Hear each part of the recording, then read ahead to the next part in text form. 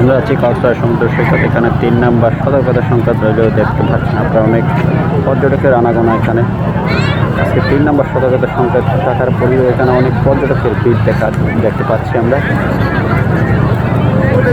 সতর্কতা সংকেত মানলে কেউ মানছে বা কেউ মানছে না, কেউ সমুদ্রতে ঝাঁপিয়ে পড়ছে। এখানে দেখা যাচ্ছে হাজারো পর্যটক সমুদ্র সৈকতে স্নান করছেন, সমুদ্র সৈকতে গোসল করতে নেমে গেলেন। কত পর্যটক, লাইফগার্ড কর্মীরা আছেন, তাদের কথা বা কেউ শুনছেন কেউ বা শুনছেন না, কিন্তু তারা সার্বিক প্রস্তুত রয়েছেন।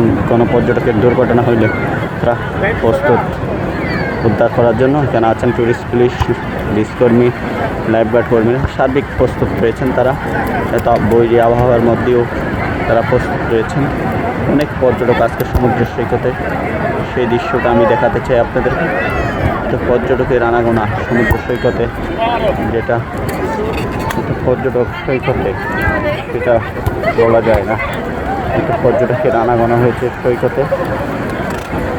হাজারো পর্যটক দেখা যায়। 3 নম্বর সতর্কতা সংকেত রইলেও কিন্তু মানুষের মধ্যে সেটা নেই, সেটা আমরা দেখতে পাচ্ছি।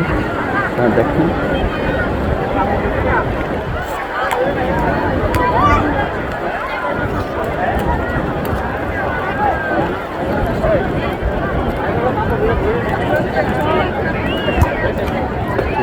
সমুদ্র সৈকতের দৃশ্য এটি।